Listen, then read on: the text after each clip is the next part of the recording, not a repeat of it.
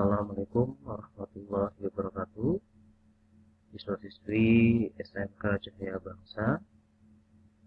Hari ini kita masuki ke mata pelajaran Bahasa Indonesia. Untuk itu, siswa-siswi SMK Cahaya Bangsa, dimanapun kalian berada, simaklah baik-baik materi pelajaran yang akan saya jelaskan pada hari ini.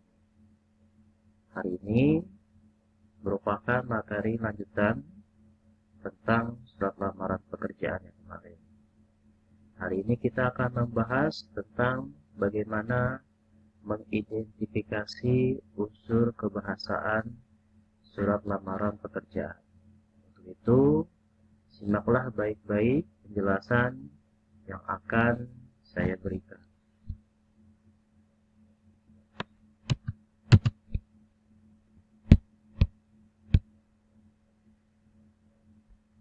Surat lamaran pekerjaan dapat diajukan berdasarkan sumber-sumber.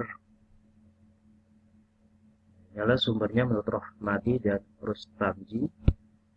Yang pertama, contoh surat lamaran pekerjaan dari iklan. Surat lamaran yang baik adalah surat lamaran yang terdapat kalimat pembuka dalam surat lamaran tersebut. Alangkah lebih baiknya surat lamaran pekerjaan tersebut harus mencantumkan sumber informasi dari mana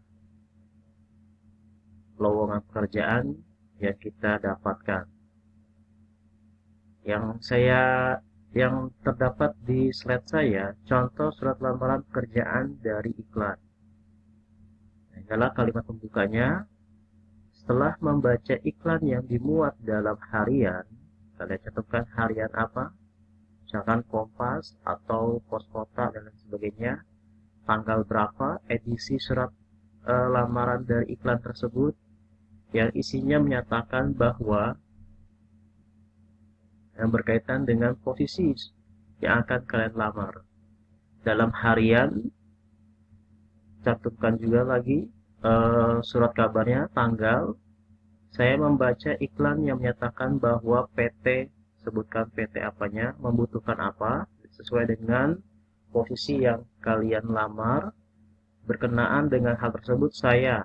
Nah, jadi itu adalah contoh surat lamaran pekerjaan dari iklan dalam hal kalimat pembukanya.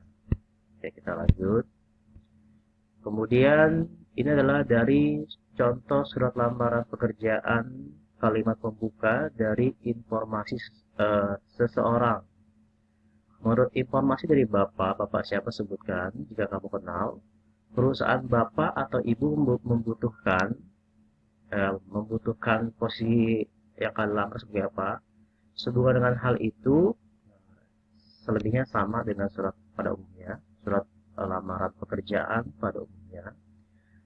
Selanjutnya adalah pengumuman resmi dari instansi yang membutuhkan tenaga. Kalimat pembukanya berdasarkan dengan pengumuman nomor. Nah, kalau surat resmi berarti kan ada nomornya, tanggal berapa, tentang penerimaan karyawan PT apa, maka yang bertanda tangan di bawah ini sama seperti format pada umumnya selebihnya. Kemudian kalimat pembuka surat lamaran pekerjaan dari permohonan instansi pada sekolah. Kalimat pembukanya adalah setelah mendapat informasi dari kepala sekolah tentang permohonan kerja apa dalam bidang apa. Kemudian inisiatif sendiri. Maka tidak usah menyebutkan sumber dari manapun. Cukup kalimat pembuka dari surat lamaran pekerjaan Anda yang bertanda tangan di bawah ini, berarti nama kamu sebutkan. Dengan ini mengajukan permohonan untuk diterima sebagai karyawan pada perusahaan apa, dengan posisi apa. Nah, demikian contoh kalimat-kalimat pembuka yang terdapat pada surat lamaran pekerjaan dengan berbagai sumber. Begitu, jika kalian membuat surat lamaran pekerjaan, perhatikan sumber informasi mana yang akan kalian yang kalian dapatkan dan buatlah sesuai dengan hal-hal yang terdapat dalam informasi-informasi yang tadi saya berikan. Kemudian kita bahas ketentuan-ketentuan yang harus diperhatikan dalam surat lamaran pekerjaan terkait dengan bahasa yang digunakan. Bahasa surat adalah bahasa yang baik dan benar. Artinya, bahasanya tidak mengandung ambiguitas atau bermakna ganda atau membingungkan orang lain dalam membacanya. Kata-katanya tepat untuk digunakan.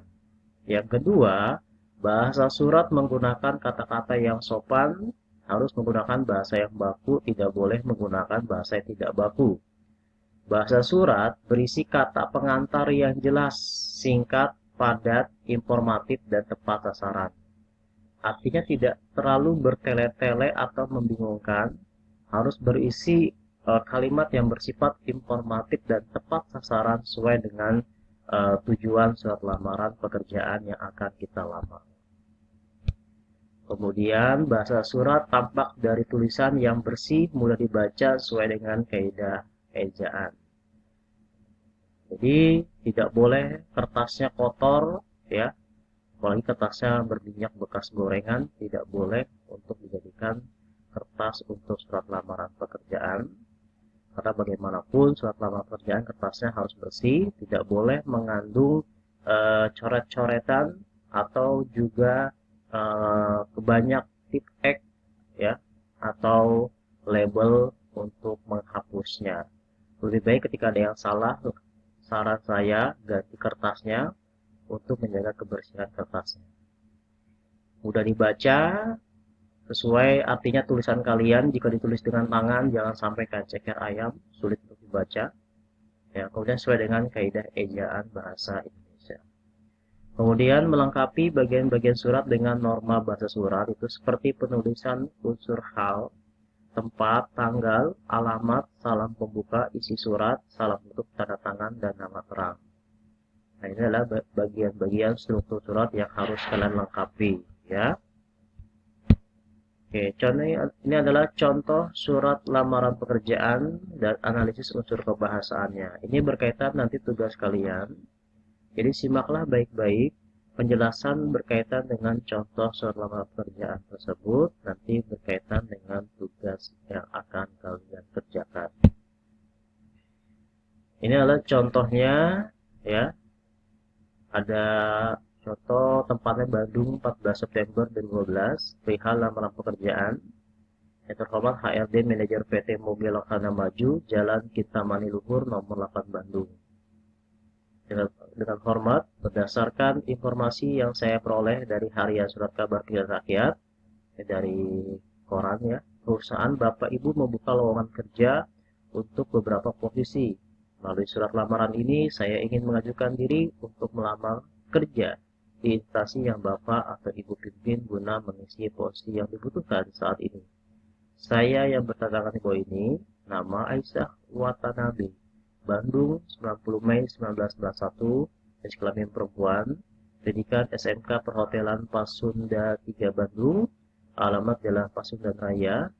Untuk melengkapi beberapa data yang diperoleh sebagai bahan pertimbangan Bapak atau Ibu pimpinan di waktu yang akan datang, saya lampirkan juga kelengkapan data diri sebagai berikut. Pas foto ukuran 3x4, fotokopi KTP Bandung, daftar riwayat hidup, fotokopi ijazah terakhir, fotokopi SKHUN, fotokopi sertifikat kompetensi, dan fotokopi sertifikat PKL. Demikian surat lamaran kerja ini saya buat dengan sebenar-benarnya dan sejujurnya. Atas perhatian serta kerjasama dan Bapak Ibu pimpin, saya ucapkan terima kasih. Nah, yang sering salah dalam penulisan, misalkan fotokopi, tulisannya fotocopi. Sebenarnya adalah fotokopi seperti yang terdapat di slide PowerPoint saya. Foto bukan pakai P, tapi pakai F, ya. Jadi itulah hal-hal yang sering salah dalam surat lamaran pekerjaan. Oke, kemudian bagaimana kalian menganalisis unsur kebahasaan surat lamaran pekerjaan tersebut adalah sebagai berikut. Jadi itu nanti kalian mencari tugas, yaitu berkaitan dengan surat lamaran pekerjaan apapun bebas, Kemudian nanti kalian analisis unsur kebahasaan surat lamaran pekerjaan tersebut seperti contoh berikut ini. Nah, ini berkaitan dengan hasil tugas kalian. Yang pertama, unsur-unsur kebahasaan. Yang pertama, bentuk surat yang standar. Surat lamaran yang dibuat sudah menggunakan format standar. Artinya formatnya, sistematikanya sudah benar atau belum. Jika belum, apa yang belum. Jika sudah, ya buat seperti penjelasan yang saya berikan. Yang kedua, bahasanya yang baik dan benar. Penulisan surat lamaran tersebut sudah menggunakan kaidah berbahasa yang baik seperti penulisan kalimat perincian, kata ganti. Jika ada bahasa yang tidak benar atau tulisan yang tidak benar, silakan kalian jelaskan.